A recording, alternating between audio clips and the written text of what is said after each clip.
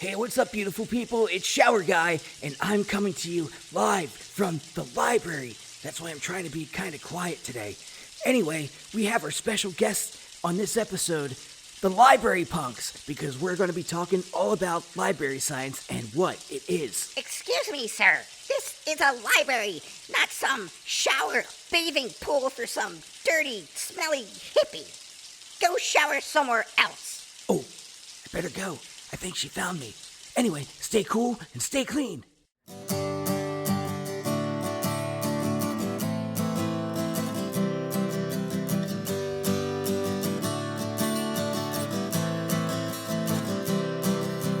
Galileo, Newton's laws, Darwin writes on nature flaws, Curie, radium, and X-ray beams, Einstein relativity, Watson, Crick, and DNA, black holes, Hawking, math, Copernicus, redraws a path, Lauren and PJ do science. She's got a doctorate, he's got a beat in lyrics. Lauren and PJ do science. Yeah, he's a broke musician, and she's gonna teach him.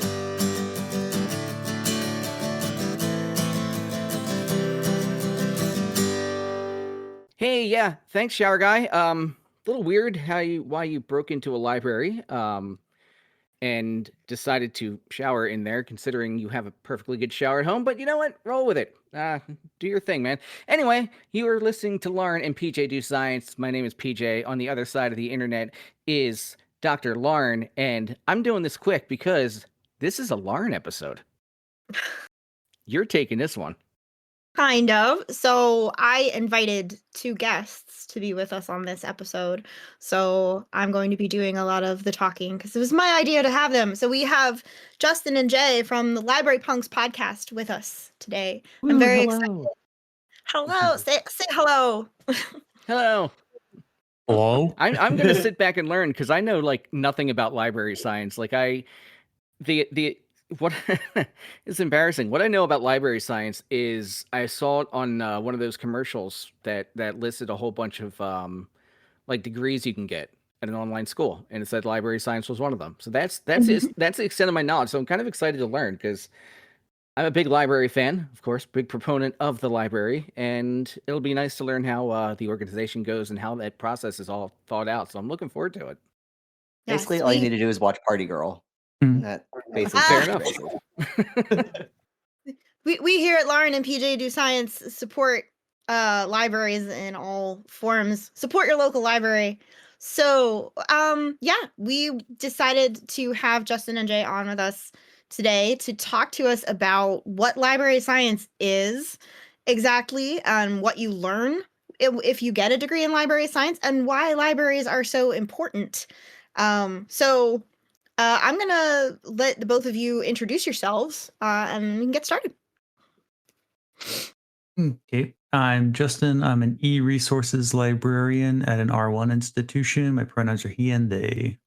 And I'm Jay. I'm a cataloging librarian at a public library, but I've also worked in academic libraries in the past. And my pronouns are he and him. Welcome. It's so Hello. exciting.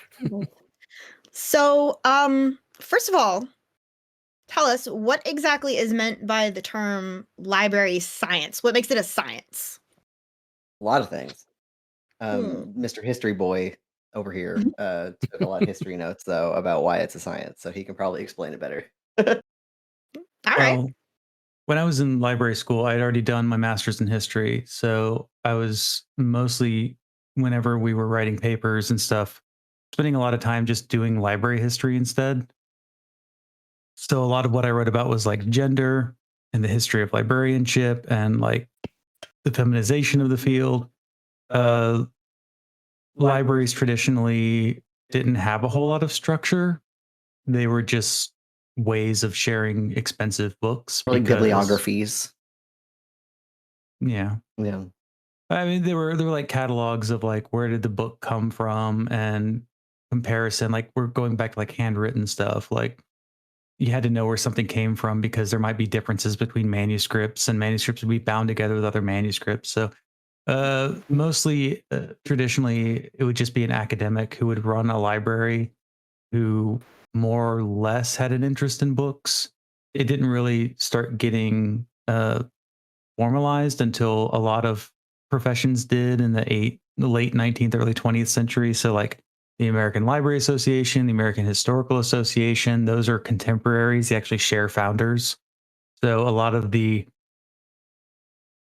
things that were done in like the professionalization of history to exclude women were also done in libraries specifically to include women. Not necessarily for good reasons, though. Dewey No. was a huge misogynist. Yeah. Yeah. Of course. Yeah. That that joke, that one stand-up joke that's like NPR will have like, and now the history of why the Dewey Decimal System is so bad, and it makes you feel guilty to have a library card by the time that you're done listening to it. That's all true. Oh wow. I'll also add that like the library science part of it, a lot of that comes from ideas around like theories and ideas around how you organize and classify information. Obviously, there's more to librarianship and library science and things like cataloging and classification. But even reference librarians or all kinds of different librarians like deal with how information is grouped together and described, and then how you then find that information, and also how you share it and convey it with other people. So like document theory, and different ideas around just how do you organize is where a lot of like the quote science and theoretical underpinning of especially the era of librarianship that Justin is talking about. So it's Yeah, really it's like a interesting. branch of information science then, in a way. Kind of vice versa, actually. Oh, So information science used to be its own thing. Now that it is often called library and information science, most library schools offer degrees in either like a master's of library science, a master's of information science, or a master's of library and information science. Mine is actually a master's of science in library and information science because U of I thinks it's special. But in most places now, it's not just like it's like included a lot of other things from information science, but library science like is related and predates it, but they're often viewed as similar at like a theoretical underpinning, especially like a knowledge organization kind of level. Yeah, and okay. I think it's interesting you mentioned that it was like more organized and more formal. Not terribly long ago, because I think a lot of us of a certain age have that idea of their like I grew up in Avalon, New Jersey, so a really small island, and our library was run by just some cranky old lady who was just telling people to shut up and sit down and be quiet. And I think that's the impression most of us, at least of a certain age, have of a library, not like the information center they've kind of become because of that organization. Yeah, I guess that is a good lead into the next question, which would then be like, what is the role of the librarian? It obviously isn't just to tell people to shut the hell up. What do you do as a librarian? What is your job? Yeah, so librarian is generally a supervisory role. Um, like the role like university librarian is still the term for many places for the library director. And so also it goes back to that solo academic, like one of the most important theorists in library science, which of course library science is also a weird term because most other fields don't have like the term science for a building The or social science. yeah, Yeah. or a collection. So that's why a lot of people prefer information science, is like that's the name of the science. But it also, like the term library economics is also pretty, I think, useful. It's pretty rare and you don't really hear it, but because there's like a political economy of information, right? But Ranganathan, who wrote like the 5 laws of library science and had his own classification system, and he's like the founder of librarianship in India. He was like a solo librarian, and he was just a mathematics professor who they convinced to be the university librarian. And so his job was just to bring some order to the chaos of the university library. So a lot of librarians are generally um, like now there are different specialties. Like I do e-resources. I used to do scholarly communications, which is like a new specialty relatively. People do collections, acquisitions, but generally you're expected to supervise paraprofessionals, student workers, pages. So it is a position that's professionalized over a long period of time and was kind of started out as more clerical in nature, and hence why the focus of Melville Dewey on hiring women because he thought women were more suited to that type of work. Um, and that's why the library science program is also like one of the oldest master's programs. And Mhm. which at the turn of the century, a master's program was not. It was more akin to like a community college degree. But we've kept that master's term, and so now it's like a postgraduate degree. And Justin brought up this person named, I've always said it, Ranganathan. I'm not sure how it's pronounced, but S.R. Ranganathan. His 5 laws of library science, I would say, are a good summation of what is the role of a librarian or a library worker or the library. And they're sort of the underpinning of all of library science.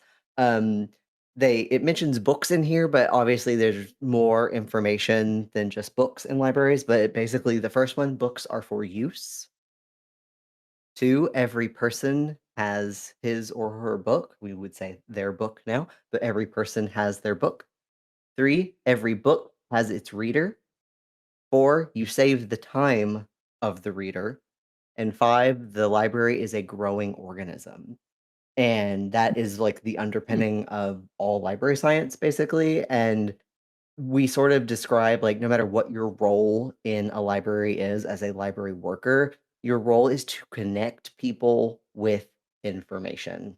That information could be services, that information could be story time, that information could be a book.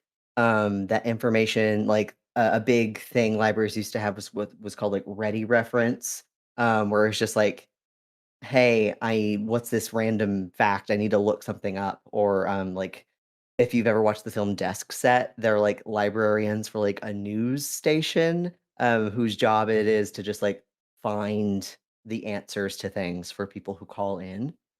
So librarianship kind of no matter what kind of library you're at, because like law firms have librarians, for example. Etsy has a taxonomist.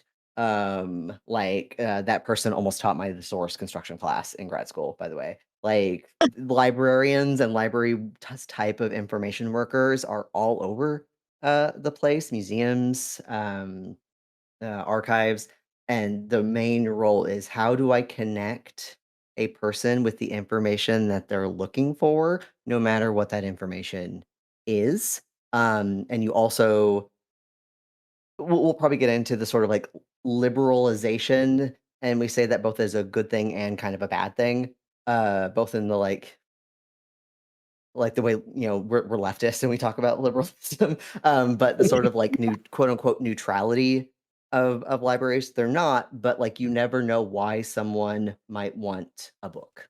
You never know why someone might be looking something up, but it is their right to do so. That's one of the like capital L liberal underpinnings of how libraries, at least in the United States, function. So that's how I would answer your question of like, what is the role of the librarian besides being the old lady in a punk music video who's shushing the skateboarders or whatever, right? Right, right. Yeah, I feel like kind of with that, a lot of people are sort of, I guess, involved in the library sciences and don't even realize it. Because again, like showing my age here, you used to have to call into the radio station to find out the name of a song. And it was kind of they had a person doing that job specifically to look up, oh, this was the name of the song, or not even the song that's on the radio. You could say, all right, the lyrics are Lump sat alone on a bench in the park. Which song is that? And he would call into the radio station and they would look that up and say, this is Lump. And I don't know if that person officially like knew they were part of the library sciences, but I guess they would be considered part of it. Yes, and also a lot of radio stations do have librarians. I know NPR, specifically like their music aspect. Like they have a librarian there who manages all of the like the physical like music that they have. Hmm. That's actually like I don't know how many radio stations do that, but it definitely like how all of the music that they have is stored and organized so that it can be found later. That's knowledge organization, right? That's classification. That's actually something that happens in Party Girl is she uses the Dewey Decimal System to organize her roommate's vinyl collection for his DJing, which which is it's not suited to do. it's not suited to do. Um, but still, it's this how do you organize and classify information so that it can be found by people who need it. Could have used that years ago when I had the 300 CD binder. Oh my God. Remember when you had to Remember keep that? like that? Showing my age. The worst part was, and it got stolen out of my car one day, and I was very upset about that. Oh Very, man, that's devastating. we were all in mourning. Yeah, that was the same. That was when that guitar got stolen too, if you remember, with Steph. Yes, I do remember Yeah, they took that. the guitar in the CD case. It's brutal. Stupid Jersey. Yeah, that's New Jersey. Yeah, your guitar Yep. and your CD collection will be stolen at some point. Um, so yeah, I think that's really interesting because like you made me think of like every time I've ever um uploaded a large data set to a database because whenever I publish any of my research, part of the requirement for publishing is that I have to show like here is where my data can be found. It's in this database, it's under this specific number. And when you submit that data, it usually has to be in a particular type of format. All of the what we call the metadata, the data associated with the data has to be in a particular format. And that's part of library science too, isn't it? Literally, metadata librarianship is like I once saw a librarian say it's cataloging for men, because of the gender nature of librarianship. But often my job title is like I'm called a cataloger, but often, especially in academic libraries, my role as a professional, not a paraprofessional, would be like a metadata librarian. Like I've had that job title before. I was a metadata and discovery librarian before. My I took my cataloging class in grad school was called bibliographic metadata. I took metadata in theory and practice. All sorts of stuff. I'm like a metadata professional. There's also, and Justin, I'm pointing at him because he's in the same room. You can probably talk more about this, like the role that like data librarians play in academic libraries to help faculty and students do exactly what you're talking about. Like that's a role in a lot of like R1 libraries. Yeah, I'd love to hear more about that actually. Yeah. Hmm. Yeah, that's part of like the scholarly communications ecosystem. So a lot of that is based around like open access. So librarians in scholarly communications tend to focus on open ecosystems. So it would be open access publications through institutional repositories, which then spread out to hosting all kinds of things like data sets. And then that became its own specialty called research data management librarians, RDM librarians. And so I had hired one on my team before I left my last job. I was building out these specialists. So I had an open education librarian for open educational resources. I had a scholarly communications librarian to handle the repository and reaching out to faculty to make their work open access, and also any agreements we had with publishers so that if you are affiliated with our institution and you publish with this publisher, any article processing charges are waived because we have an agreement. And then had the research data management librarian who was fresh out of grad school, so I was still training him up. And his job would have been more around compliance because compliance has become much more mandatory across the US federal government in terms of if you get a grant, you have to add your research data into a compliant repository. So hopefully a lot of the agencies will just build their own repositories and say upload it here and it will be compliant. But there's the Harvard Dataverse software. We were using bpress for which didn't really work and wasn't usually compliant. But CERN has their own which is Zenodo, and that's free for anyone to use. So there are a lot of options for places to actually upload pretty large data sets for free. And there are generally like institutional subscriptions to those as well, so that you can kind of control your own institutions thing. And there's a whole lot of discourse about like, do we need institutional repositories? Who cares which university it lives at? But there are reasons they still exist, mostly to do with like, do we have a policy around open access? If your institution has a license to your work, then it doesn't need your permission every single time to upload stuff and make it open access for you for free, but it needs the right to do it. Whereas I worked at an institution where you were the complete and sole copyright owner of everything you wrote, whether it was your course materials, your research. So we would have had to convince faculty to let us pass a policy to give us a license to their work so that we could have an open access policy. And that's a big sell, but also it's making open access for free, which is also not a hard sell. Particularly once they got used to being asked to pay for open access, which kind of snuck up on them quite quickly. But we knew it was coming. Yeah, and data librarians or research data management librarians, when they're not like working one-on-one with faculty or students to help them with their compliance, right?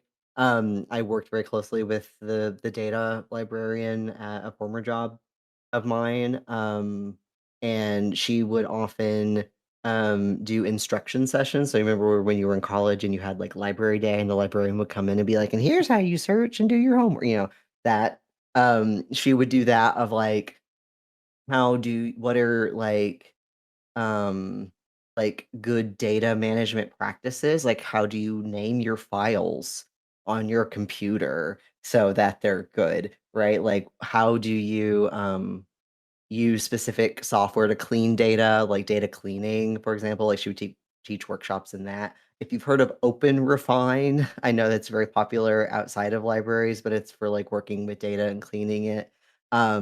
She would teach like workshops on that, like how can scholars work with their data and do cool stuff to it. Yeah, it's a very, I would say not every single academic library has a person who does just that, but especially R1s or places that have um, more scientific data heavy output definitely have someone in the library whose job it is to just help people manage that kind of workflow, and like just the whole like data management life cycle and stewardship process. Mine doesn't, but that's weird. That is weird, considering where you work. Yeah, I think it's really interesting because there's just so much information out there in existence, particularly now that we have the internet, which, came up when we were kids, right? It didn't exist, 30, 40 years ago. And so there's all of this information out there that it feels like it's this permanent thing, but it can get lost. There's link rot, right? And there's databases that are in existence that have to be managed and curated and maintained, or all of that information disappears. And then there's all of like the physical stuff that we have, and all of the physical books and magazines and music and things like that that have to be organized as well. And so it's a huge amount of work to take this body of information and create some type of organizational system around it. I guess it's something that, day to day, most people don't really think about, right? No, 'cause Yeah, they this see is the my bread internet and and they're butter. Oh, like, go ahead. Yeah. no, I was gonna say because they see the internet and you're like, oh, I can look up anything here, so it's all wonderfully organized, and it really isn't because it's just what the SEO wants to show you on that particular Mhm. day. It's not like a true representation of all the information you're looking for. Yeah, like this gets into sort of like part of that like evolution of library and information science in the 20th century that Justin was talking about. So we go from like these sort of like professional scholar, historian, bibliographers, right? Who start coming up with classification systems, but it's all about books and manuscripts. Like that is like the main sort of metadata object is things like books or even, maybe sometimes art, but these kind of like discrete objects. And then my OG, I learned about her in grad school and I was like, this is the coolest shit I've ever heard in my life. Her name was Suzanne Brie. Um, and she was like kind of big in like the semiotics and like post-structuralist thing in the 20th century. And she sort of goes from like the sort of like fixed form of like this is a book and a book is a document, right? Like, or this is, and that can be described and whatnot. To like more broadly think about like what is documentation, what is a document, what is information, and like the meme that you'll sometimes see when you like learn about her, like the phrase is an antelope a document? Is like something that she writes in this little 40-page whatever thing called What is Documentation? Qu'est-ce que la documentation? Probably said that wrong. But basically it like looks at like if there's an antelope being out in the wild, that's an antelope. But the Mhm. second that's put in a museum based on context, right, where it is now described for specific reasons, then it becomes a document. So starting to look at like what are we describing? Like what is like information? It's beyond just books. Now it's like anything can be described and put in a context where it is quote unquote a document. And so like libraries, it'd be okay if libraries were just books, by the way. I want to put that out there. There's like, well, libraries are more than books. Like, I don't, it's okay if they were just books, one, but there's lots of things at libraries, and that's all a type of information that must be described, right? And like the way that things are like this sort of broadening of beyond just books to how do you describe anything really sort of shapes how like my field in particular of metadata, cataloging, bibliographic metadata gets shaped. Like and it shapes our standards of like what classification systems we use and even sort of like the format of what like the records are like when you search in a library and you remember like the catalog cards right from your Oh, library when you were a kid. A trauma. librarian typed up every single one of those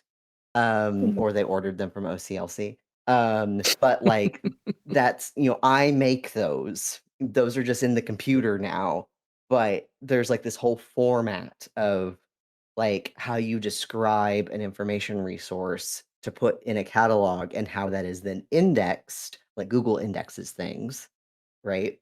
Um, so that then when people are searching, there's multiple access points for them to be able to find it. So SEO is kind of like access points. Because like in websites, if you look in the metadata of a website, like if you look at the raw HTML and their SEO, there'll be like random little keywords that are popped in there to Mm. make sure it shows up in Google better.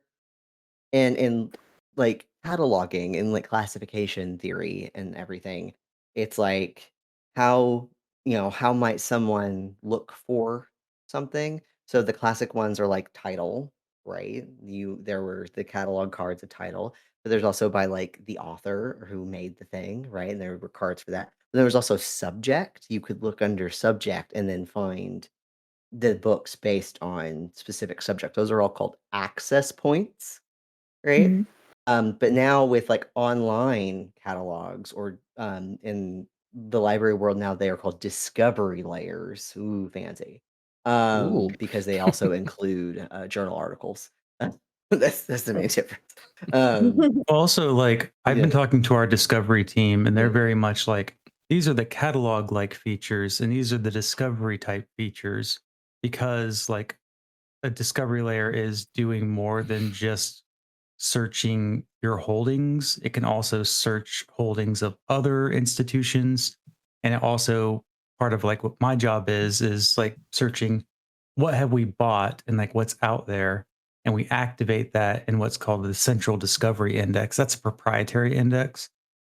that's run by Ex Libris, which is a uh, most academic libraries tend to have Ex Libris, so Alma and Primo, so they all look pretty similar.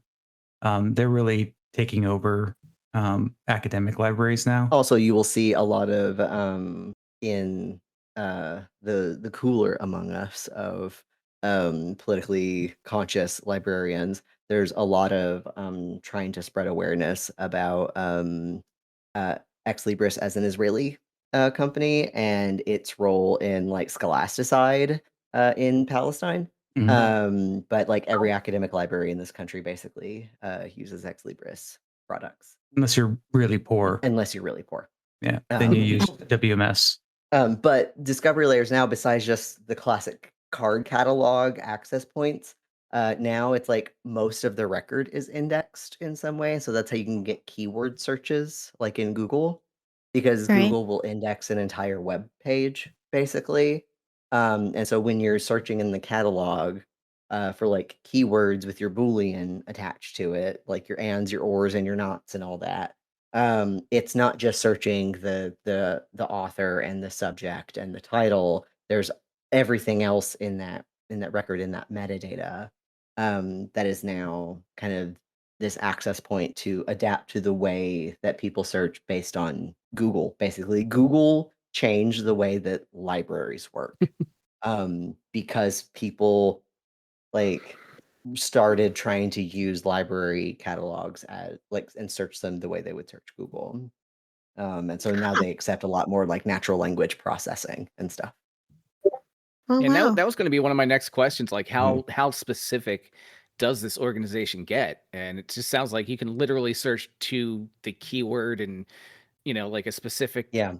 I don't know if you're searching for like penguins, like how specific can it get? That's a really good question. And in classification theory, and like just organization, like knowledge organization, you want to be as specific as possible when you are classifying a document, right? When you're classifying a resource. Um, so there's not just going to be, yeah, there might be a subject heading or a classification about penguins very broadly, but is that book really about penguins or is it about a specific breed of penguins? And if it is about penguins, is it about their migratory habits or their food or their mating habits? Or is it a fiction book for kids? Like, you can get really granular. You want to be as specific as possible. This is called the aboutness of a resource. Like, what is this thing about? Oh. Um, and so that then things are collocated properly. That's why in Dewey and in Library of Congress systems, like things that are kind of about the same thing are all together, because some librarian has looked at the table of contents of that book and maybe the index, maybe the chapter titles, the title. They maybe Googled it, looked at the publisher blurb to be like, what is this thing about? And then they Hmm. looked up subject headings as specific as granular as possible to make sure that the correct subjects and like call number were applied to that. It is a skill, and there's usually no or one right way to do it. It's a lot of like judgment calls. Um, and then with like bringing that into like discovery layers in the catalog and stuff, like this is also, well, the way this also relates to other areas of librarianship, because we've been talking a lot of like, I'm a cataloger, so I'm going to talk about that. But like this applies to like reference librarian, like the librarian you would go to and be like, I have a question about penguins, right? Like imagine instead of a discovery layer, you're asking a person this question to help you. Hmm. And their job, they are trained, it's called the reference interview to because you say, "Oh, I'm looking for books about penguins," right?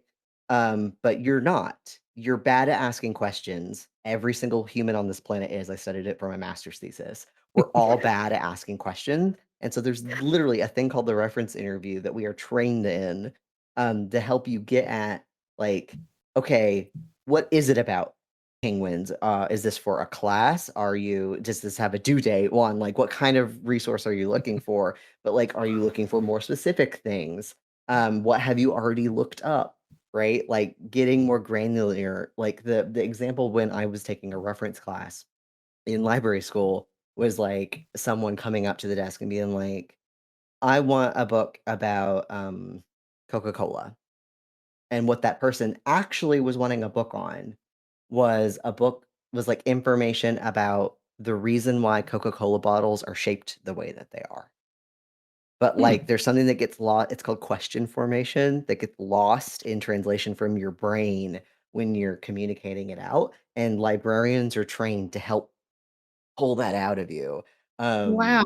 So yeah, so there's the like back end of describing things as specifically as possible so that people can find them, both from like a search engine like retrieval, but also like browsing a shelf so that all the same things are together. But also then reference librarians and subject specialists, subject liaisons are like kind of being that discovery layer and like helping to pull out the specific things out of you so that they can get you the information that you need. It's actually a really fun skill once you have it. I'm like, oh, everyone should learn how to do the reference interview because you never realize how bad you are at asking questions until you learn about the reference interview. It does I'm seem just like a picturing really useful skill. It's like, what exactly are you trying to find out by Yeah, asking I'm me? just picturing old Mrs. Warner at the Avalon Library, of course, back in 1991, with her handwritten card catalog things, just going through 8,000 different layers of access points and discoveries and so on and so forth, and writing each one of those down on the handwritten cards. And you go over and you ask her about a book about Coca-Cola, and she says, "All right, the Coke books are over there." Not all librarians are made equal. I'll say Well, in fairness, there was like that. 500 people on the island when I lived there year round, so I mean, you took what you can get. Yeah. Going back Yeah, there's to also, oh, sorry, go ahead. I mean, Jay was also giving like a very like idealized version of like description as well, because there's a lot of granularity that's also unnecessary, particularly now that we have like keyword This is searching true. and full text searching. So that like when we were talking about Ranganathan earlier, he created something called colon classification, which was because he was saying like a book about India could be about colonialism, it could be about cuisine, it could be about literature, which would be all in different parts of the library. So it came up with this like convoluted colon system, which ended up giving like 5 classifications to every book. It was basically putting the subject classifications into the classification, which is unnecessary because the classification nowadays is essentially just where does it live in the building? Is it in the bees? That's where it physically lives. As it relates to my job, like my job doesn't really care about classification at all. It really doesn't matter because I only work with electronic resources. So they don't live physically anywhere. I mean, they live physically on hard drive somewhere, but they are not co-located based on their classification. They are co-located based on basically the vendor that we buy them from. Like that's how they're grouped. They're grouped on the package that we buy them from. So we're basically, you know how annoying it is to maintain all your different streaming subscriptions? Imagine doing that, but you also have to share it with 30,000 people and make sure they all have access. That's my job. So that's Ugh. why my job exists, is to make sure the access works and to make sure the renewals happen and to make sure the price doesn't go up too much. Like I had a vendor today trying to get like a 15% increase over last year. And I had to say no. And they're like, but we added AI chatbot. And it's like, no one asked you to. That's not my fault you did that. So like, we literally was my boss even was like, you can tell them we didn't ask you for that if you want to get sassy with them. I was like, nah, fine. I was just saying, like, if you want me to approve this right now, here's how much we'll raise it. If not, I'm gonna go talk to my supervisor. I let him off the hook. I should have waited over the weekend and been like, I should have just let him hang over the weekend. That would have been more fun.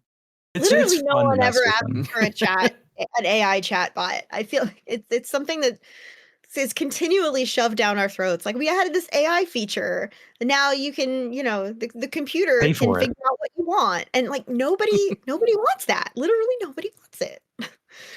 I think it's interesting you bring up streaming because again Netflix, like, they refer to the Netflix library, but I don't think a lot of people, like, it dawns on them that a lot of thought and classification went into making the net, because you can get really really down in the deeps. You can be like, I want spy movies with Liam Neeson in it, and you can get like that specific with some of the hidden menus and classifications on Netflix. I don't think a lot of people like think of streaming that way.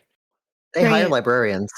Like I've seen Hmm. postings for Netflix before for their metadata. I mean, I'm sure y'all are familiar with the meme that the Babadook is a gay icon, right? Like, do you Yes. remember that? That is because there was a metadata error in Netflix in Oh, the Babadook's metadata, where it showed up as being in the queer section. Yeah, because there was a metadata error. But yeah, no, I have seen job postings for Netflix that get advertised in library circles. I've seen them for Disney. We have a friend who comes from museums who now works for Comcast and does a lot of their digital asset management, like metadata work. A lot of these like big streamers and everything. Um, I will also say I don't know how inappropriate we can be on this podcast, but porn websites also hire yeah. Hmm. taxonomists. Like day one of library school, I was told they have some of the best taxonomy and control vocabularies in the industry. I can Like imagine. You go bar into a none. porn, Like yeah, you're looking for a very specific thing. yes, You want to be shown the thing that you were looking for. yep, yep. So a lot of these like companies, right, hire even if they don't call them librarians. It's often people who have library science degrees, Wow. who get those jobs. Also, the CIA loves hiring librarians Yes, to they sort do. human intelligence They because advertise, they Mm. table at the American Library Association conference until our good friends picketed and protested them every time they showed up so much that they stopped. At least I Wow. think It's they fun. I'm stopped, but yeah. picturing a bunch of grads of library sciences just sitting around a couple years down the road, and one's like, "Oh yeah, I work for the New York City Library. I'm head of this New York City Library." Another one's like, "I'm head of the National Institute of so and so," and the other guy's like, "I still work at Pornhub." That's Yeah. me in 10 years. Like as soon as I don't have to do public service loan forgiveness, like I would No. love to like be the taxonomist at a porn website. Are you kidding me? That sounds so fun. I would love that job unironically. Gotta get creative. Yeah. I don't know. I would think you would like stumble across something that is just going to traumatize you for life. You're like, I didn't even know this was a thing. Uh, uh, no, That's why that's the science part of the library says you have to be, that's objective. fair. And I mean, y'all know the fan fiction website Archive of Our Own, right? I Have think you I've heard heard of of? it. Yeah. So they've actually been written about in library science journals because of the way that they tag and classify all of their works and their filtering system.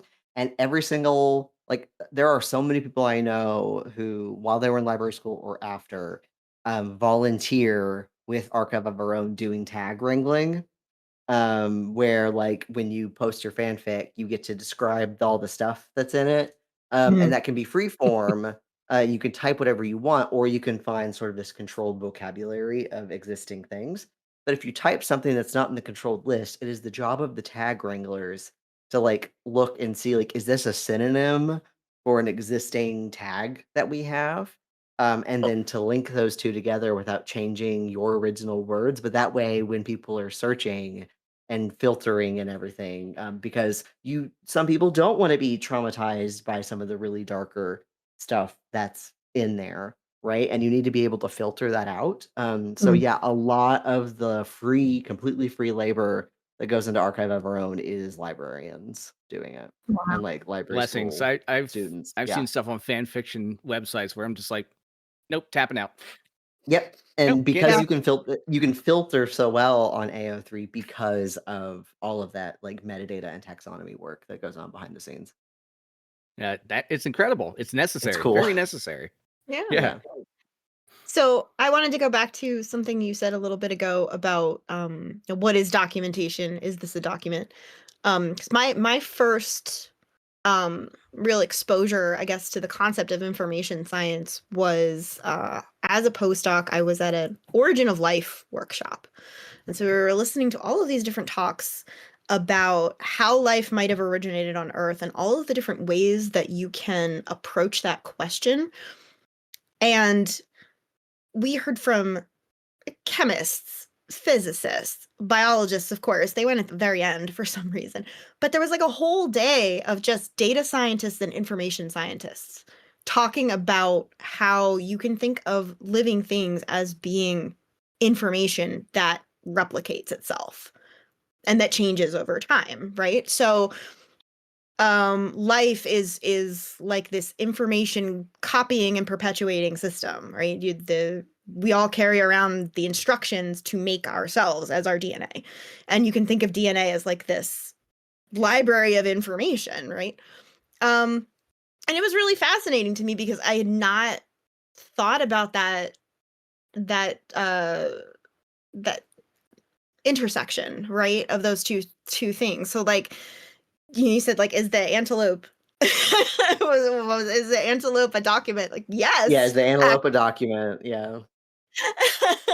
And that's really So interesting you bring yeah, oh, sorry, go ahead. I just think it's really interesting that, there is this intersection between information science and these other areas of science in that way. I mean, there are also I put a note about Marcia J. Bates because she's written a lot about like the more information science heavy side of things.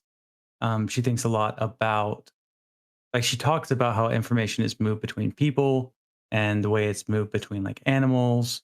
Um, like she talks about information in a very physicalist way. Like information is the pattern of organization of matter and energy. So information is a structure. The way she talks about it is like it is a structure that is physical, but it is not made up of anything. It is a description of the thing. It's like a chemical structure is information, but that information is immaterial in a way. So she would, but it's very similar to like the way like physicists might talk about information.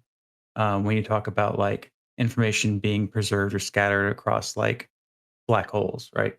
So she would have like very theoretical ways of looking at information as well, and how information moves in different ecosystems. So that's why like you can kind of talk about language evolution the same way that you can talk about biological evolution. You can also talk about abiogenesis in the same way that you can talk about like copying machines, like bit rot and like things that a machine can do on its own, like when Mhm. something goes wrong. Yeah, like I remember what really stuck with me about a lot of those talks was the one was differentiating between data and information and how data can just be like a series of numbers, right? Or a chemical structure. But information has to actually have context and provide someone with the ability to predict something based Data is on antelope, yes. and then it's Yes. information when it's a document. Yeah. Right, Yeah. exactly. And the other concept that I thought was really interesting was that there was this idea that life became increasingly more complex, thus adding more information to itself as a way to deal with entropy. It was like when you think about how much heat is given off by data centers, that's a lot of entropy being produced, right? It takes a lot of energy to maintain all of that information, but it gives off a lot of entropy. And so there was like this thermodynamic constraint tied into creating this huge amount of information in the form of really complex genomes and life becoming more and more complex as a way to create more entropy because thermodynamically everything goes towards entropy. It was just a wild concept that I thought was really cool. Yeah, Yeah, because because there's there's an excess of energy that comes from the sun into the earth. So as that energy gets used, first plant life starts eating up the energy, then animals start eating the plant life, then more complex animals start like this is the accursed share. This is what Bataille writes about. Yeah. So, That all right. So, also Lauren, you mentioned the data centers. Good, good. oh, it just reminded me of sorry, of like, oh god, Justin, you threw me off talking about Batai. Um uh God. Oh, like you mentioned, like data is sort of like information without context, or like data is just Right. numbers. And you mentioned metadata earlier, and often in library science or elsewhere, you sort of hear metadata called the data about data. Right. And that's sort of how it's described. But like to your point, like it's not. It is not just data about data, numbers about numbers. I once saw a better description that was like metadata is everything that you can say about an information resource at a specific time, at a specific place, in a specific context. So, like, if you look at your like ID or your driver's license, the metadata about you on there is about a very specific point in time. Maybe you dyed your hair. Maybe you gained weight. Maybe you lied Gained about your 40 weight, pounds since I took my picture. right? Like, I have about 6 new piercings since I got my photo, right? Like, that was everything that could be said about me for that specific context at Right. a frozen moment in time. And so when you think about, like, the metadata for, like, your data sets and everything, that is, like, everything that is, like, describing or, useful about those information resources, but in a very specific context, right? Like, if I Right. were to describe those data sets, I would do it differently than you because I'm working in a different context. I'm trained a different way. I don't know science, right? Like, I would do it differently because you know the context that it's in. And I feel like when Right. people, even librarians, like talk about metadata and information, like they're missing this crucial thing you're talking about with information about context. Yes, the metadata gives your data context. You can say, I acquired this data on this day at this time under these particular conditions, which means that that data under different conditions on a different day at a different time could be completely different. Well, and even then, the metadata itself, the way you're describing it is about a fixed period in time and for a specific way. So it's not just the data itself, but the metadata is everything you can say Right. about it at that particular time, Which could right? also change, right? On a Which different can day, like also change. Yes. yeah, Mhm. on a different day, the pH and the salinity of this particular parcel of seawater could be completely different than it was the day Hmm. before. Yeah. Yep. Or in 10 years, the field might change and there might be new standards for how you describe it. So the way you Right. describe it today is different than the way you would describe it in 10 years, Yeah. you know? Kind of like we look back at like Jurassic Park and all the research that's been done on those dinosaurs since then. Like, who knew that they Um, were just chickens? They're all chickens. the way that we like dinosaurs is a great example. Like the way that Yeah, we pictured dinosaurs 30 years ago when that movie was made versus what we know about them now, it's a completely it's different, crazy. yeah, it's a totally different concept, right? Because we've Yeah. learned so much since then. Yeah, So this is anyway, you like a mentioned the huge. data Oh, go ahead. centers, Yeah. and Yeah. oh yeah, you mentioned the data center thing, and Mhm. it reminded me like my power bill's gone up because they're building one up in Richmond, and everybody's annoyed around here about that. But it had me think of I know we all have thoughts on AI. I'll just say thoughts on it. But in this field, is like, is AI possibly going to help or is it going to hinder? Good question. Complicated Mm, question. I would say so. Um, I would say there are a lot of, and I mean this in the literal sense, a lot of Luddites in librarianship, in that we are people who are not against technology, but against technology which threatens our labor, right. Hmm. right?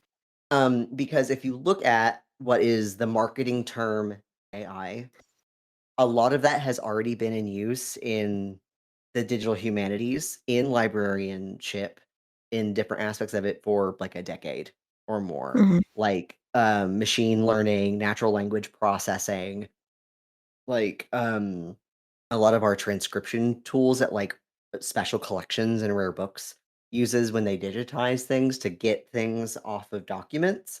Um, all of that is now called AI, right?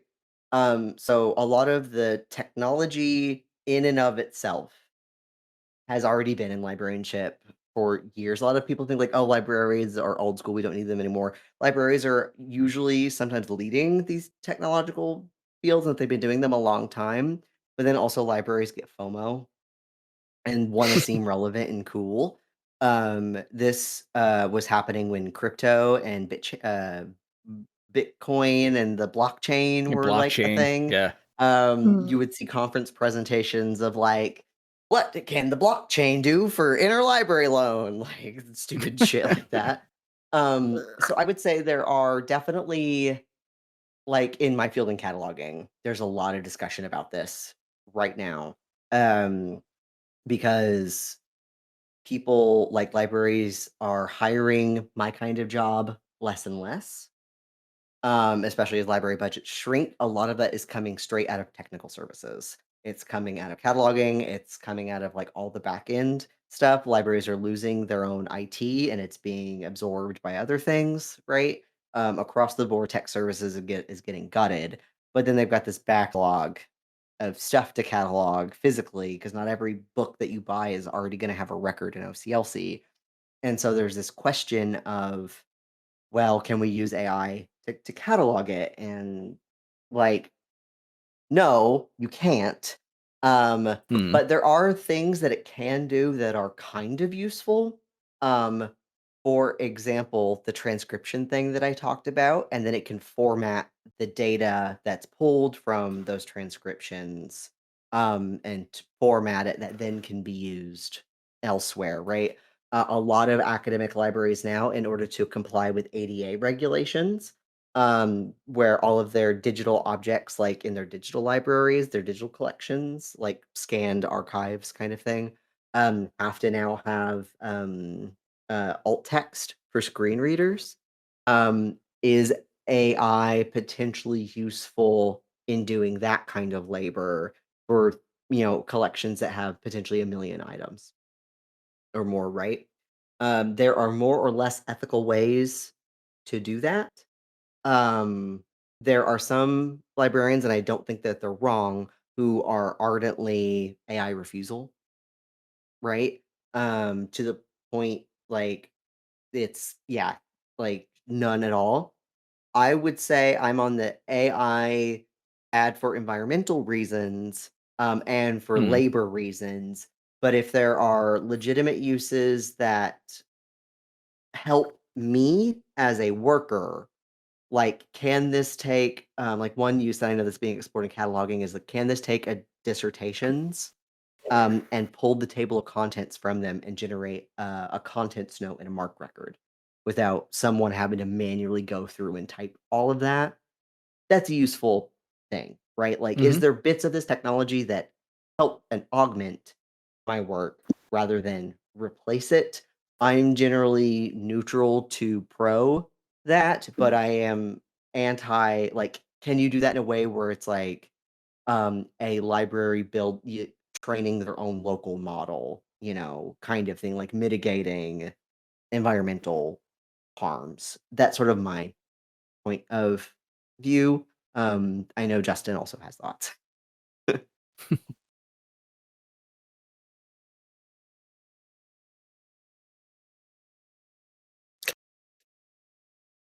Yeah, I mean, like nothing particularly specific. I mean, Jay mostly said all of it. I don't have a whole lot about like there are some things I think AI could probably make easier, but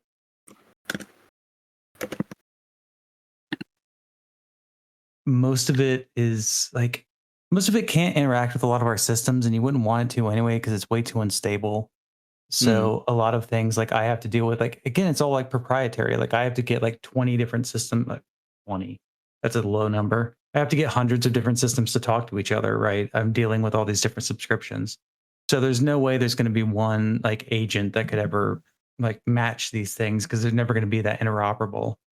Um, I've tried to use it to make little Python scripts for me that I wouldn't be able to do, to like run API queries on like OpenAlex and pull specific things and like make a workflow easier. that's not really like library specific. That's something you could do in any job of like have a Python script make something a little easier for you, Hmm. or pull some data for you a little easier.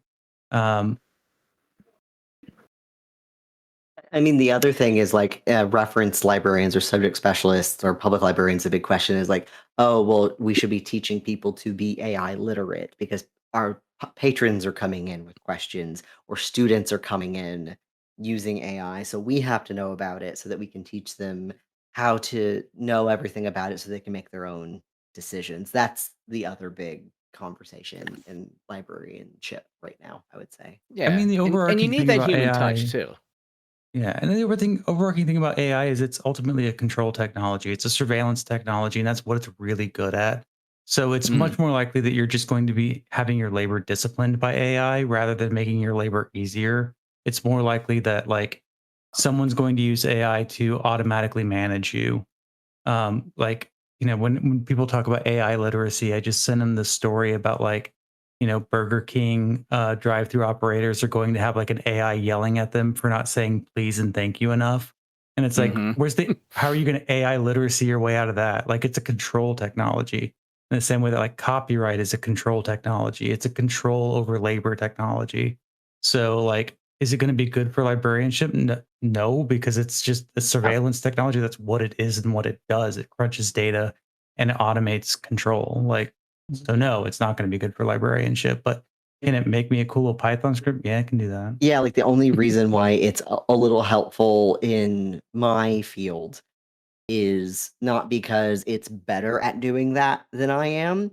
It's because libraries don't have enough money to hire enough people to do it, right? Mm. It's a budget, it's a capitalism issue, right? Like libraries are only having to resort to that because they don't have the money to pay for staff and to pay for staff training to develop these skills of how many librarians know Python, right? Like I know a little, um, but there's a lot of things where it's like, yeah, if you could hired enough librarians or even just like student workers, you could do ADA description on your entire digital collection. But the library is not going to give you money to do that. It's all gonna, if you're a public library, it's all going to your police department, and if you're an Mm. academic library, it's all going to sports, and that's where the All money's going to going. vendors. It's all going to our electronic databases. Yeah, and if it's the library, yeah, it's all Mm. going to your electronic databases. But if it's before it gets to the library, it's going to sports and Right. to your dean or your president or your UL's salary. Um, Mhm. my president, of my library makes more money than the mayor does. Um, Jeez. and yet there are certain uh, positions within my union where it qualifies for food stamps, and they're also on a hiring freeze. We're not calling Right. it that, but No it's one has. yeah, It's been it's like 2 years of hiring freeze. yeah. It's been like a year and a half of hiring because I've been trying to get up here for I don't know 2 years now. Yeah. Uh, and so yeah, no one was under a hiring freeze, but all the jobs stopped showing up. So yeah, Right. Crazy how that I made works. it to, Isn't it? made it to Berlin and not one fucking Nazi. What are the odds? Yeah. And like at the end of the day, I mean, you need that human touch at the library regardless. Like what you were saying about humans being terrible at asking questions. AI could pull that information out to an extent, but it's not gonna it's like because it basically just reinforces the question you're asking and doesn't really provide too much of an opposing viewpoint. And it's And also most not really good at confused saying you like are for asking that question. and it's also not like, you know, an AI is not going to tell you is resource A better than resource B. It's going to go on based on what information it has from other people, but it's not going to give its own subjective opinion on it. Right. This is also sort of why I have such a problem with um not the concept itself, but of little free libraries or the computer sciences calling every fucking thing a library or an archive. Mm. Because it Mm. is kind of with Little Free Libraries book swaps, community book swaps, great, awesome. Little Free Library one is a company that you must pay to register with, and then they call the cops on black people who use them.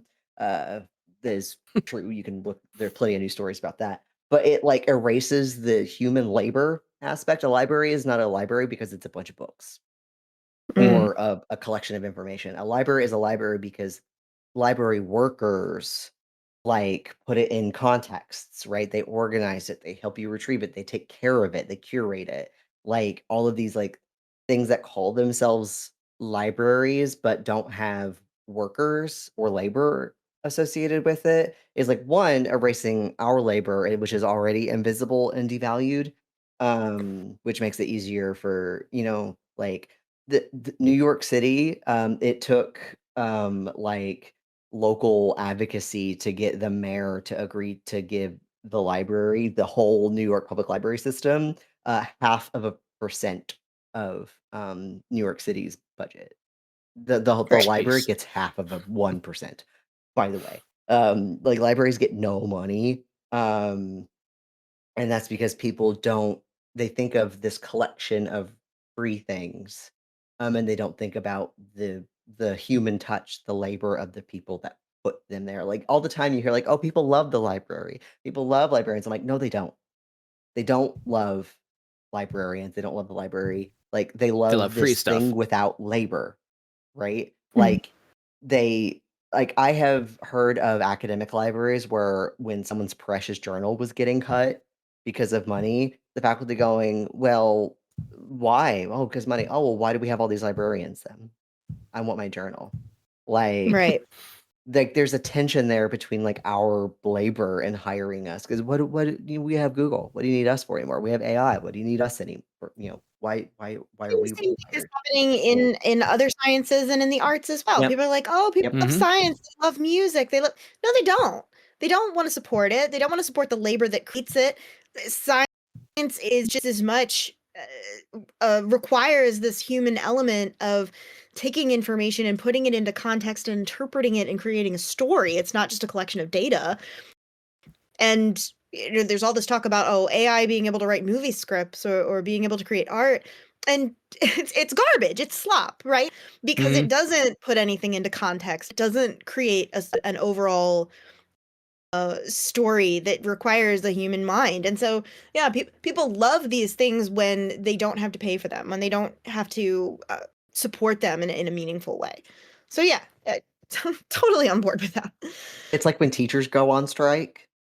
Right. And the parents are like, Exactly. Mm-hmm. "Well, why are the people teaching my children not" like, yeah, there's that's actually, like, an organizing problem that public servants have, like, one, it's illegal for us to strike, but, I mean, the only illegal strike is a failed one, but still, every single teacher strike you see is an illegal one, because teachers know how to fucking organize, but often, Mm-hmm. a lot of that is building up the community support because if public servants go on strike without having that community support, then it very quickly backfires. It's like, "Why aren't you in the classroom teaching my precious little stupid child?" Like, it turns into that.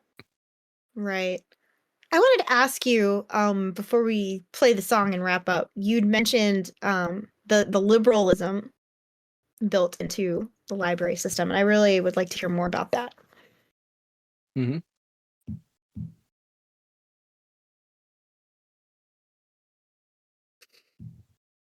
Wait, Intense what? I'm discussions. pointing at you too, Justin.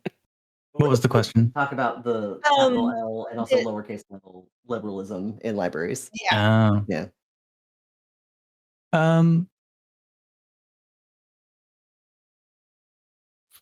yeah, I mean the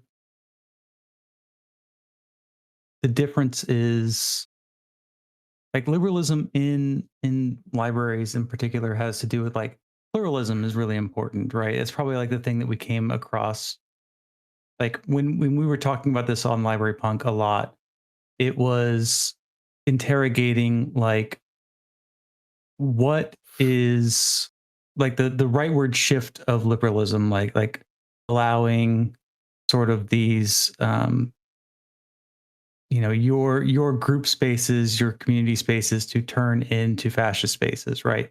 Accommodating these things, not being proactive in dealing with the paradox of tolerance, which is being intolerant to intolerance, right? And so we would talk to a lot of different people about like what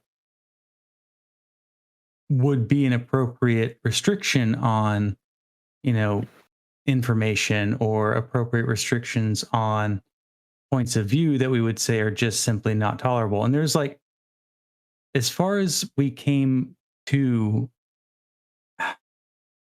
like, as far as we figured out, basically, and as far as materials go, there's really no restriction that's that warranted because there's too many practical considerations of like, you can't really trust librarians individually to like make those judgment calls.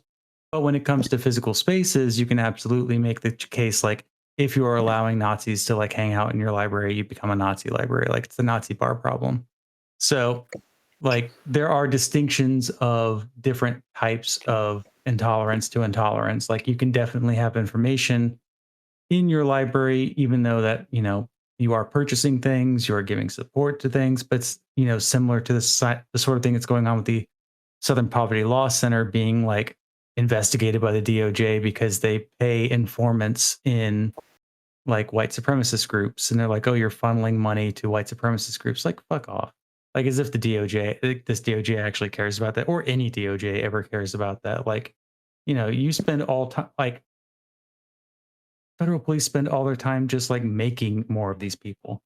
So, like, Yeah, there's like and also with like the capital L liberalism in library science, there's this sort of like individual liberty aspect that I think is really important in the American Library Association has like the Library Bill of Rights, right? Where it's like your right to read and look up anything, right? And it's not the librarian's job to tell you you can't do that. Like we're like again, this is the idealized version because like in theory, I agree with this. I'm like, yes, I would never tell someone they couldn't look at something or because I never know why. I don't want to be patronizing. But that's actually very relatively recent. That's like mid-century, like 60s librarianship. Like I had to read something in library school about like the way that libraries kind of function because like libraries are to use a Marxist term, part of social reproduction, right? Like they are part of the reproduction of society, right? And like especially around the time that a lot of immigration was happening to the United States from places like Ireland and Italy, that sort of like Ellis Island wave of migration into the United States. Um, librarians would discourage immigrants from reading quote unquote shoddy and pernicious books because they were trying to help them assimilate into white American culture, right? Like this is kind of baked into the history of libraries in the United States as a form of like citizen shaping and social reproduction, right? And now you hear people go, oh, well, if they tried to make libraries today, they wouldn't be able to because they're too socialist like where people somehow have this view that because libraries equal free, libraries are socialism, and that tells me they know nothing about work or like where they come from, and how this sort of like individual freedom, like as an anarchist, I'm like, yeah, individual freedom, great, good. Love that. Like, I don't want to tell anybody what they can or cannot read. Right. But then you start thinking like, well, if I buy this book by this fucking Nazi or whatever, that means that there's money and space I can't give to another book um, that isn't by a fucking Nazi, right? Like there's these like literal physical and budgetary considerations for this like, oh, uh the perfect library has something in it to offend everyone kind of thing that you hear sometimes. It's simply not true because libraries aren't just a repository for every single thing that's ever been written or published or thought ever. They are curated. Librarians make decisions about what to buy based on what community they're in, right? Based on legal requirements, based on things that people request, which is usually how things get bought now, is just like, oh, someone wants it. Okay, we'll buy it. Um, but, sometimes people will like, especially in academic libraries, like be more purposeful about subject area because it's fitting a specific need, right? So this idea of the like individual freedom, capital L liberal library collection that has every single viewpoint in it, so where people can read it and make up their own mind Like that just doesn't exist. Not even for necessarily ideological reasons, but just for like limits of space and time and money.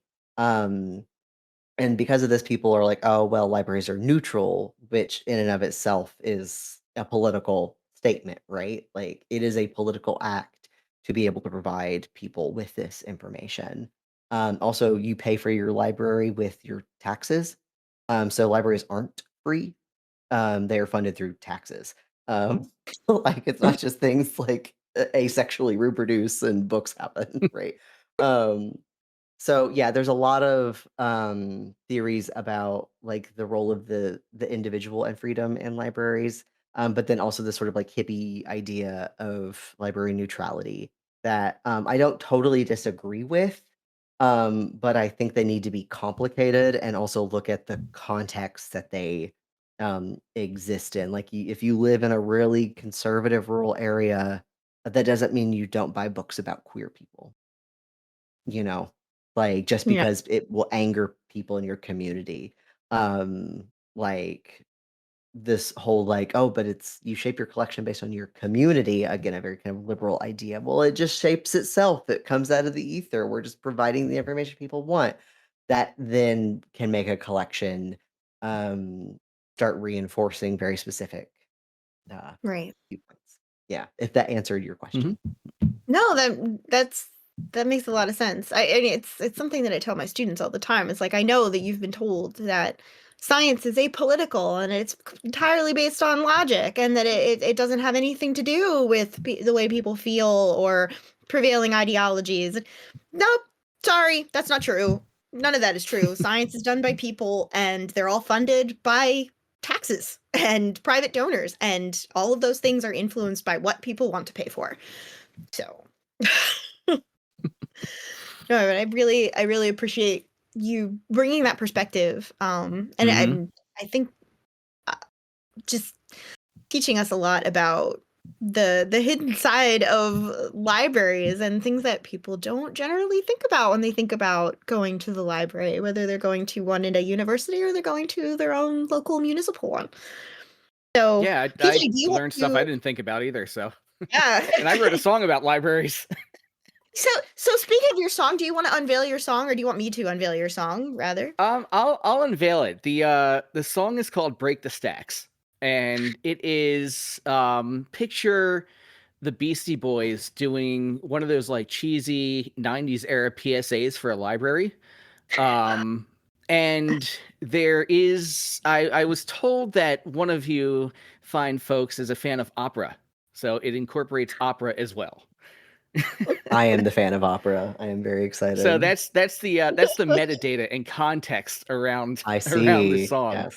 And it also includes a quote from one of my favorite movies in it. So, Lauren, if you want to hit the button and Fire it up. we'll listen to it together. Push the button, Frank. Conan the Librarian. Tonight, only on U62.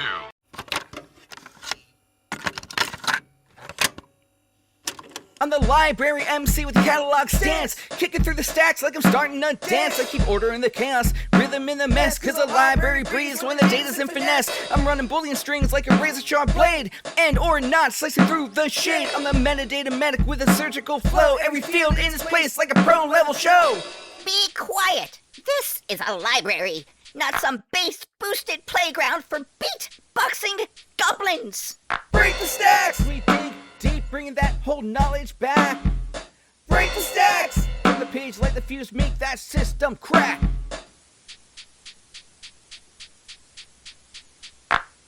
I'm the reference rebel, the frontline scout, pulling sources so fast you'll be tapping out. I don't scroll for guesses, I search with intent. Hit the OPAC interface 100%. I'm the sultan of sources, the index ace. I'll trace citations like a high-speed chase, from archives deep to the new release track. I keep knowledge in motion like a subway track.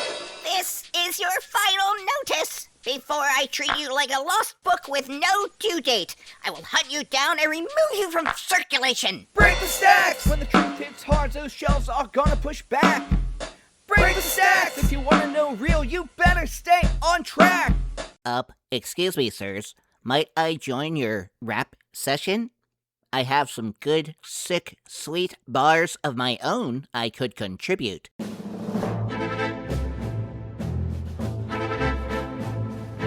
Oh, in the thoughts of wisdom where the pages dream, rise, seekers, let the economists guide thee like stars in the night.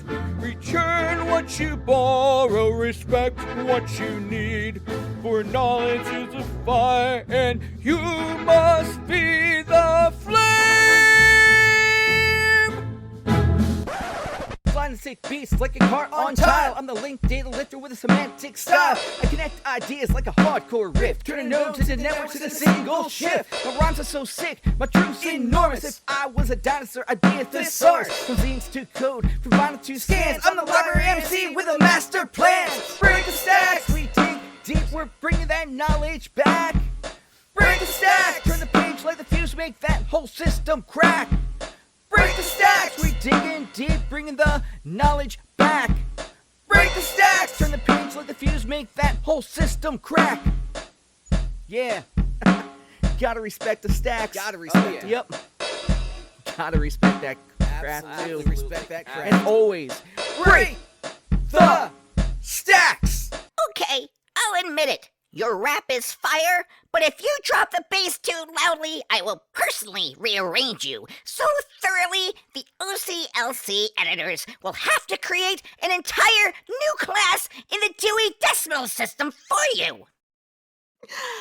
Oh, There it is, world premiere. Only Break the real Stack. OGs know about the OPAC. I enjoyed that thoroughly. That's great. That was my first attempt at writing my own opera. Sort of. It was good.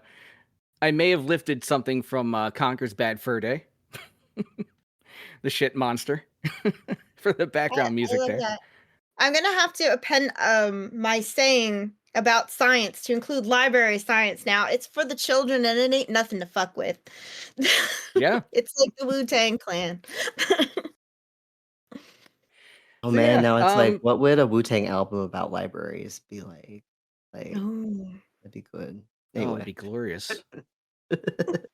Instead of I feel protect your neck, it's our- protect your our library guest card. Grade that one. I don't think I'm qualified to grade that song. I think that this is up to our guests. What do you Yeah. think? Boolean string one got me. And the OPAC, that was good. I love me some Boolean. Like a smooth Boolean operator. This shit's fire. And I'm also proud to say that you are the recipient of the first original song I've done on this show. Everything else has been parodies. Ooh. So, yeah. Also Yeah, love the in Conan your the honor. Librarian reference at the beginning. Love that movie. Don't you know the Dewey Decimal System? Hell yeah. Love Conan the It's a Librarian. great movie. Out the drum machine and everything. Yeah. That was good. So we'll Justin, stay on did the you like music it? track here. Mhm. Yeah. We'll stay on the music track a bit, because I'm sure Lauren told you that we do playlists too for songs. So we're gonna put you on the spot here, and I picked a couple songs. I figure we just go around the horn and come up with a couple ones. So my first obvious one for a library song would be Simon and Garfunkel, "Sound of Science." Mm-hmm. I think I suggested "My Baby Loves a Bunch of Authors" by Moxie Fruvis. Mm-hmm. We got "Enjoy the Silence." I do love Depeche good one. Mode. Yeah, good Depeche Mode. I have my list here that we were chatting about earlier. I gotta remember which ones I suggested. It's also "Quiet" by Bjork. Mm-hmm. Paperback Book of Writer Love. by the Beatles. Solid. Peter Gabriel's "Book of Love." Yeah, Or his I version of it. preferred that one to the Magnetic Fields, but I'm a Peter Gabriel fan from way back. So What else do you have on here? Oh, you had the Who Wrote the Book of Love, the old the Motown song. 50s one. Yeah, I don't remember Yeah. who originally did that one. What about y'all? Any suggestions for the playlist? Putting you on the spot I- now. Yeah, I would suggest maybe Cemetery Gates by the Smiths. Hmm. Because Great Keats and song. Yates are on your side, but the We're Love Wild is on mine. Um, so I think that one would be fun. I'm trying to think of Wrote other that down. ones. I'm a goth piece of shit, so I'm gonna be like, yeah, the song by Smith. It'd be good. Same, same. Yeah. All Justin, right. do you Well, have any thoughts for the playlist? yeah. Songs about libraries? Can't think of any. This is the problem. Like, there's no horror movies with libraries either. Like, that's how we've met our Horror Vanguard podcast friends, and we were like, what do we even fucking talk about? Um, It's very difficult. it is very difficult. Yeah. What music is in Party Girl? Basically, just a Party Girl soundtrack. Yeah, it's just EDM. Yeah. Yeah. Y'all have seen Party Girl, right? I'm aware of its existence, but I have not seen all of it. It's so good. Yeah. And Parker Posey's a treasure. I love Parker because I loved her in Adam and Steve, but I have not Yeah. seen Party Girl. Yeah. She has to work at the Newark Public Library. Because her like godmother works there or something. It's very good. She has like fever, like nightmares about Dewey. Uh,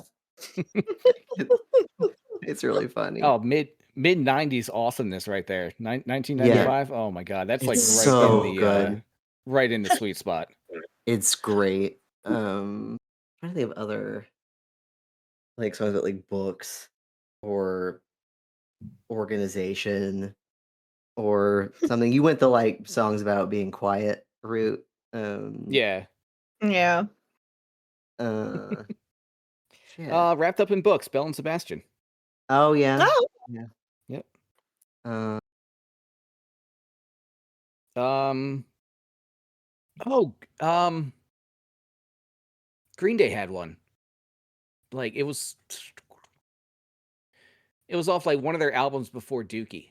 it's great to have a song about like jerking off in the library. That would Be perfect. I don't remember what it was about. I know they referenced a song about a library off of I don't remember if it was Kerplunk or the other one that was released before Dookie, but yeah, they had one on there.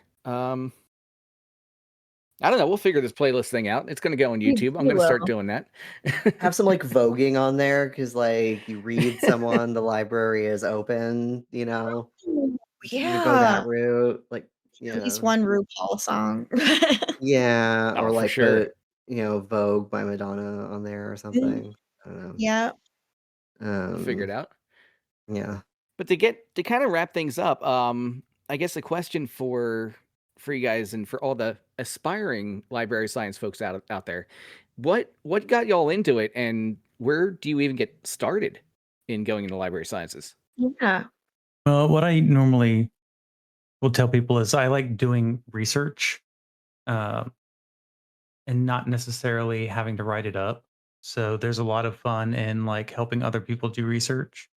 Um, Very rarely do I recommend someone go into librarianship unless they say something that sort of strikes me as like a genuine interest in the kind of day to day work, um, which is like an interest in figuring things out and finding things.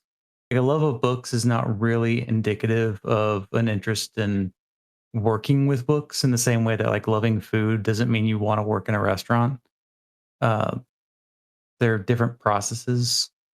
So I think generally, if you're like, again, like I said, it's a professional managerial position. So you have to be able to work with people. You have to like be able to handle like navigating complex social situations. Like, I had to do price negotiations today. I have a team of people who are all older than me, uh, who I supervise and like have been a team for a long time. And I'm walking into that team dynamic, right? So, uh, a lot of what I do is just make workflows work easier and make sure that people aren't like drowning in busy work because like you're doing constant maintenance on a big project, like a massive research library. So really easy for people to just try and power through it instead of like fix the problem.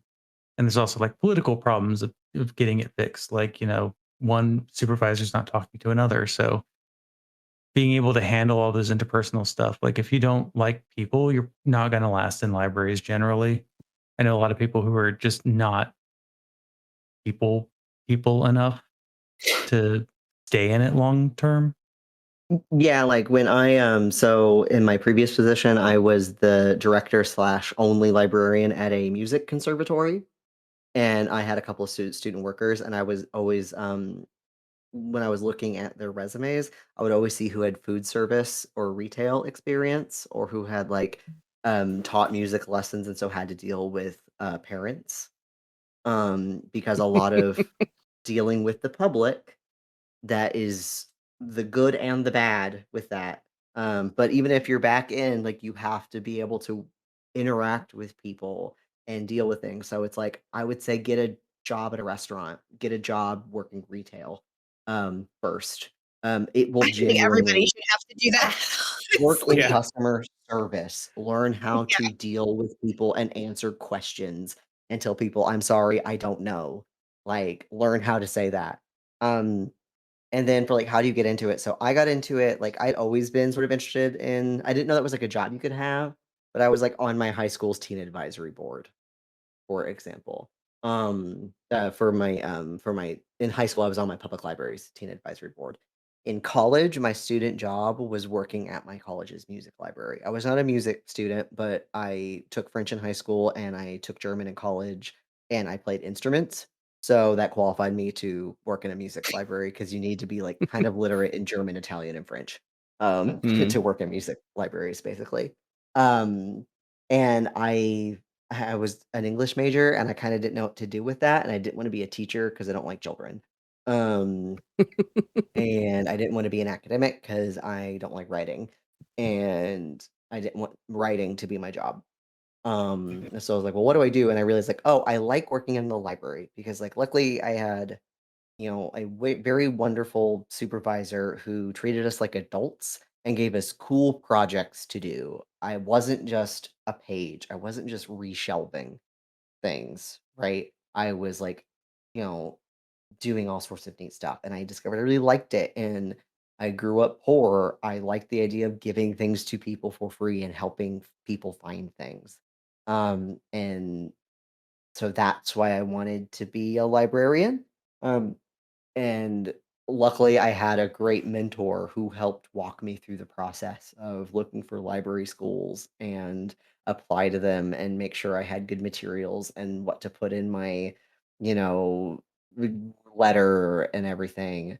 I found out that I figured out that I wanted to be in metadata and cataloging specifically, because I was having trouble finding articles for a paper that was about gender and sexuality, um, around a specific thing, and I was like, "Oh, I wonder if it's harder to find resources around specific topics." And then I was told about radical cataloging and the work of Sandy Berman, and like how do you make these subjects not just reflect white men, right? And I was like, well, that's what I want to do with my life. Um, so for people who are maybe like, I I agree with Justin. Librarianship is a lot of like um not fuck around and find out negative, but, like, fuck around and find out positive. Like, do you like, having to work through a problem and figure something out? Um, do you like looking things up? Like, even in my job where I'm cataloging, like, I still have to be able to apply standards to a thing they might not necessarily fit. And so how do I do that? How do I make those decisions? Right. So even if you're a day to day kind of doing the same thing every day, there's still a lot of like judgment and you know, if you like that kind of work, you have to go to an ALA accredited library school. Most of them offer online programs. So even if you already have a full-time job, they are kind of meant for people who are already working, if you aren't going straight out of undergrad. I would say, think about if your student loans are going to be worth it, because librarians don't get paid very much. For having master's degrees, the average librarian salary is like maybe 50K. Oof. And you're going to be stuck at that for like the first 10 years, even Mm. if you're in academic libraries. So just because you're an academic librarian doesn't mean you're rolling in dough. I think that's a common misconception. So think about, is public service loan forgiveness going to exist in 10 years? Are you okay with your student loan payments? Um, that is something I would tell people to think about.